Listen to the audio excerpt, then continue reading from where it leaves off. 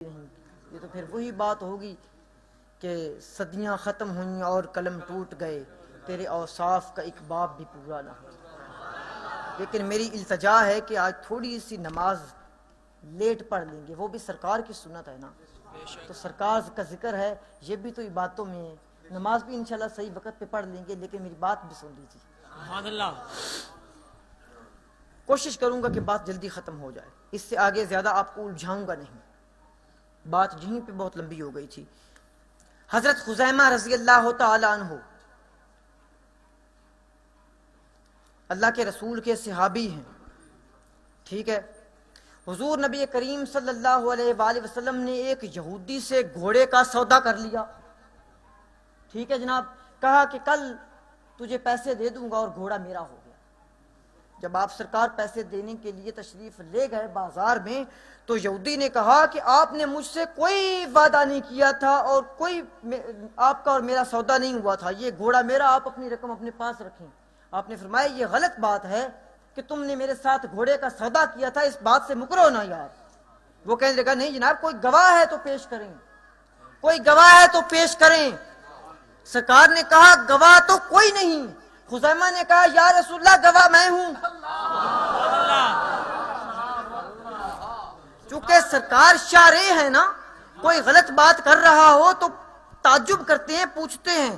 سرکار نے فرمایا خزیمہ گواہی وہ دیتا ہے جو موجود ہو، تم موجود نہیں تھے، گواہی کس لیے دی؟ قربان جاؤں میں خزیمہ تیرے جملے کے. کہتے ہیں یا رسول اللہ جب آپ نے ہمیں یہ کہا تھا کہ اللہ ایک ہے تو ہم کو اللہ کے پاس تھے، سبحان اللہ.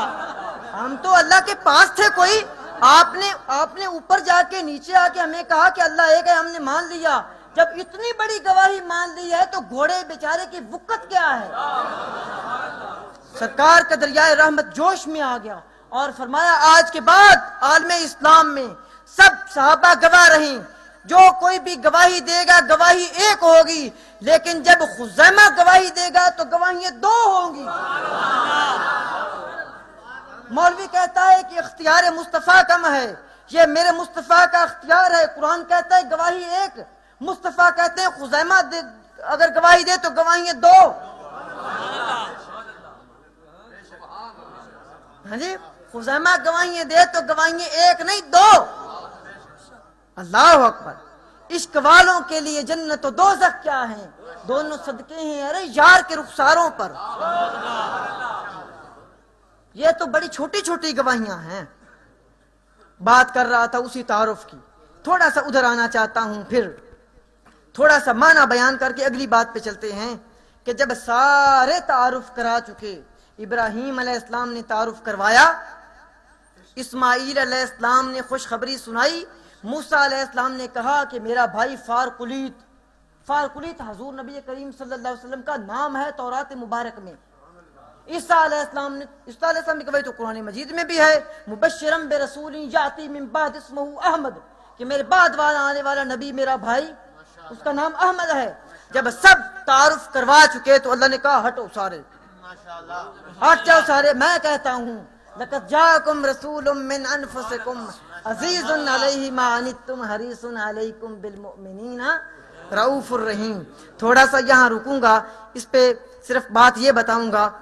حضرت سیدہ فاطمہ سلام اللہ علیہا، نبی علیہ الصلوۃ والسلام کے بعد، یہ ہمارا ایمان کا عقیدہ ہے، نبی علیہ الصلوۃ والسلام کے بعد عالم اسلام کی عزیز ترین اور مقدس ترین ہستی جس میں آپ کا خون مبارک ہے وہ سیدہ فاطمہ ہے. باقی سب بعد میں آپ کا لخت جگر. امام راضی رحمت اللہ علیہ تفسیر کبیر میں لکھتے ہیں کہ سیدہ یوں پڑھا کرتی تھیں لقد جاءکم رسول من انفسکم، اور انفس کا مطلب ہے کہ سرکار تشریف لے آئے نفیس ترین خاندانوں میں، نفیس ترین لوگوں میں، سارے قریش میں نہیں، جو قریش کے سردار تھے، جو بڑے تھے، جنہوں نے کبھی زنا نہیں کیا، جنہوں نے کبھی چوری نہیں کی، جنہوں نے کبھی بتوں کی پوجا نہیں کی، ان لوگوں میں تشریف لے آئے. آج کے مولوی کا دماغ خراب ہو گیا، کہتا ہے سید عبداللہ پتہ نہیں مسلمان تھے بھی کہ نہیں تھے، اور لعنت ہے تیرے اس جملے پہ. سیدہ فرماتی ہیں کہ سرکار تشریف لے آئے ہیں نفیس ترین بطنوں میں. ایک اور مفسر بڑے انہوں نے بات بڑی خوب کر دی مولانا. وہ کہتے ہیں کہ اس میں من تمثیلیہ ہے اور ما مصدریہ ہے. کبھی کبھی ہوتا ہے نا عزیز علیہ ما انتم حریص علیکم، تو اس کا مطلب یوں بنتا ہے اگر ما تمثیلیہ مانا جائے اور ما مصدریہ مانا جائے تو پھر مانا یہ ہوتا ہے کہ سرکار تشریف یوں لے آئے جیسے جسموں میں جان آتی ہے، جیسے جسموں میں جان آ جاتی ہے. آپ کہیں گے یوں کیوں نہیں، قرآن اگلی تشریح کرتا ہے. اگلی تشریح دیکھ لیں، عزیز علیہ ما عنتم حریص علیکم بالمؤمنین رؤوف الرحیم. تب تکلیف مومن کو پہنچے گرام مصطفیٰ پہ گزرتی ہے. جناب علی یہ آپ کا ہاتھ جان کا حصہ ہے، جان تو نہیں نہ ہے. کوئی بھی اعضاء ٹھیک ہے، آپ کی انگلی یہ جان تو نہیں ہے، لیکن آپ کی انگلی کو کوئی مروڑ دے کاٹ ڈالے تو تکلیف کس کو ہوتی ہے؟ جان کو ہوتی ہے، پورے جسم کو ہوتی ہے. اور جسم کو تکلیف کیوں ہوتی ہے؟ چونکہ اس میں جان ہے. جان نکل جائے آپ کو بے شک جو مرضی کریں آپ کو کچھ معلوم نہیں ہوگا. تو جناب آیت کا معنی واضح نہ ہو گیا، واضح ہو گیا کہ تکلیف اگر امتی کو پہنچے تو سرکار کو محسوس ہوتی ہے، تکلیف سرکار کے قلب مبارک کو جاتی ہے. کیوں؟ چونکہ یہ پورا جو عالم کائنات ہے اس کی جان جو سرکار ہے. معنی واضح ہو گیا. یہ تکلیف تب کم ہوگی جب جان نکل جائے گی. انسان کو تکلیف اس لیے پہنچتی ہے نا کہ اس میں جان ہے. اگر جان نکل جائے تو جسم کو تکلیف سے کوئی سروکار نہیں. تو سرکار چونکہ جان ہے اس لیے تکلیف ہوتی ہے. 1 گھنٹہ پورا خطاب ہو گیا ہے، مجھے اعلان بتایا گیا ہے، اور 2:45 ہو چکے ہیں. تھوڑی باتیں کر کے انشاءاللہ اجازت لوں گا، لیکن میں بات اپنی پوری کر کے بھائی یاد چھوڑوں گا. یہ لوگ بھی دیر سے آئے ہیں. آپ یوں آئے جیسے جسموں میں جان آ جاتی ہے. تو معنی واضح ہو گیا نا، عزیز علیہ ما عنتم حریص علیکم بالمؤمنین رؤوف الرحیم. اگلی بات سنیے کہ اللہ تعالیٰ نے اپنا دل تھام لیجئے، میں بہت بڑا جملہ بولنا چاہتا ہوں اس آیت کی تفسیر میں. جس طرح خدا اپنی خدائی میں بے مثال ہے اس طرح مصطفیٰ اپنی مصطفائی میں بے مثال ہے. اگلا اس سے بھی خطرناک جملہ ہے، دل تھام لیجئے. جس طرح اللہ اپنی الوہیت میں وحدہ لا شریک ہے، اسی طرح سرکار اپنی رسالت میں وحدہ لا شریک ہیں. سرکار اپنی رسالت میں وحدہ لا شریک ہیں. آپ پوچھیں گے وہ کیوں؟ کئی مفسرینوں نے کہا کہ دیکھیے چند وجوہات کی بنا پر لا الہ الا اللہ محمد الرسول اللہ یہ توحید ہے پوری. اس میں 24 کلمات ہیں، 24 حرف ہیں. اور 24 حرف کیوں ہیں؟ اگر گن کے دیکھا جائے تو 12 حروف توحید کے ہیں اور 12 ہی رسالت کے ہیں. ایک بات، لا الہ الا اللہ میں بھی 12 حروف، محمد الرسول اللہ میں بھی 12 حروف. نہ توحید پہ نقطہ ہے نہ رسالت کے حروف پہ نقطہ ہے،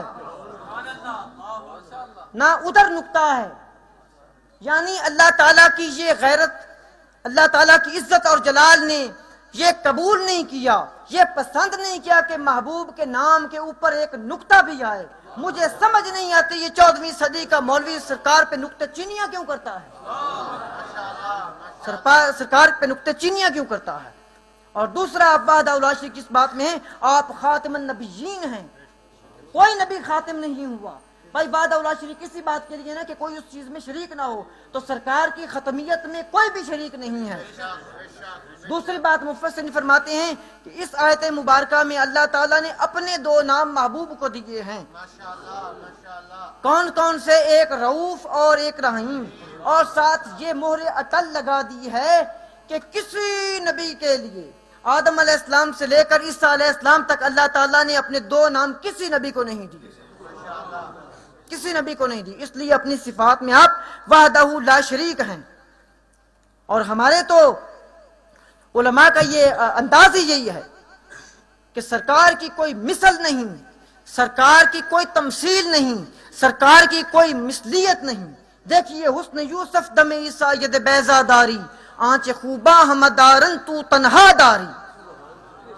علامہ خسرو بول اٹھے، کہتے ہیں آفاقہا گردیدہ ہم، آفاقہا گردیدہ ہم، مہر بتاں ورزیدہ ہم، بس یار خوباں دیدہ ہم لیکن تو چیزیں دیگری. پیر مہر علی شاہ صاحب بول اٹھے، کوئی مثل نہ ڈھولن دی، چپ کر مہر علیت جا نہیں ہو بولن دی. ہاں علامہ بصیری نے تو اس بات پہ کمال کر دی، کہتے ہیں کلہم من رسول اللہ ملتمسن غرفا من البحر اور رشفا من الدیام. تمام رسول اللہ کی رسول کی بارگاہ میں یوں کھڑے ہوتے ہیں تمام نبی اور کہتے ہیں کہ سرکار کے فیض زخار سے کوئی ایک چلو بھر پانی یا آپ کی باران رحمت سے کوئی ایک چھینٹا ہی نصیب ہو جائے. جب انبیاء کا یہ عالم ہے، میری بات ہو لینے دیجئے، میری بات پوری، جب انبیاء کا یہ عالم ہے تو 15ویں صدی کا کانا مولوی کہتا ہے کہ رسول میرے جیسے تھے، لعنت ہے تیرے عقیدے